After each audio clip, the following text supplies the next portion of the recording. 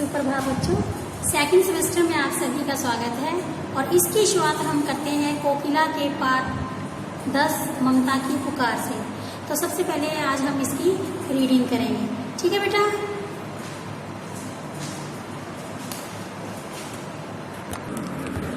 गर्मी के दिन थे, जोरों की लू चल रही थी।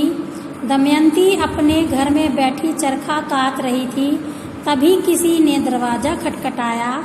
उसने ज्यों ही दरवाजा खोला तो सामने 3 नकाबपोश युवकों को खड़े देखा।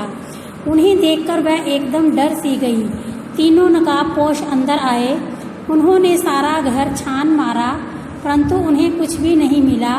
वे दरवाजे की ओर बढ़ चले। जैसे ही वे दरवाजे के पास पहुंचे, दमयंती ने उन्हें रुक जाने को कहा।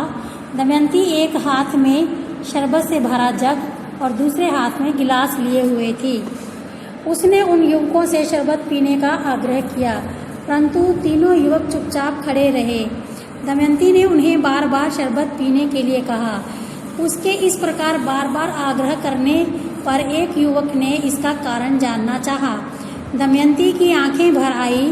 उसने सिसकते हुए बताया कि उसका पोता, जो उनकी ही उम्र का था, कुछ दिन पहले लू लगने के कारण मौत का शिकार हो गया।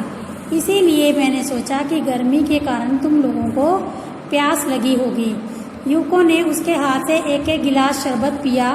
तीनों युवक दमयंती की ममता के सामने नतमस्तक हो गए। दमयंती के मन में आई ममता की पुकार ने उनके पत्थर दिल को पिघला दिया। उन तीनों ने आगे से कोई भी बुरा काम ना करने की कसम खाई और वे घर से बाहर चले गए।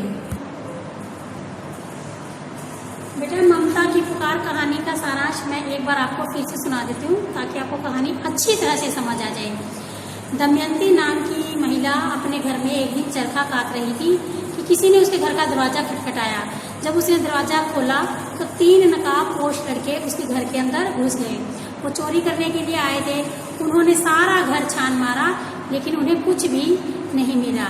जैसे ही वो घर से बाहर जाने लगे तो दमयंती ने उन्हें पुकारा और रुकने के लिए कहा। तो वो उनके लिए 3 गिलास शरबत के लेकर आई थी।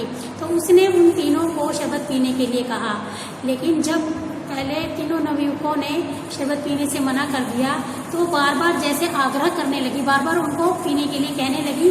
तो उनमें से एक लड़के ने शरबत पिलाने का कारण पूछा।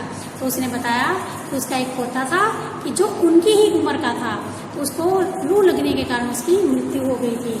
तो उसने सोचा कि तुम लोगों भी गर्मी से आए हो, कहीं तुम्हें भी गर्मी ना लग जाए, लू ना लग जाए, इसलिए मैंने सोचा कि तुम्हें शरबत पिला दूँ।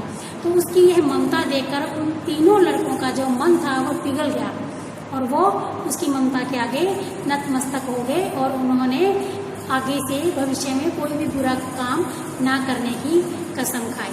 तो ये थी बेटा हमारी कहानी। आपको ये कहानी घर पर बैठकर रीडिंग करनी है इसकी अच्छी तरह से। ओके बेटा, थैंक यू।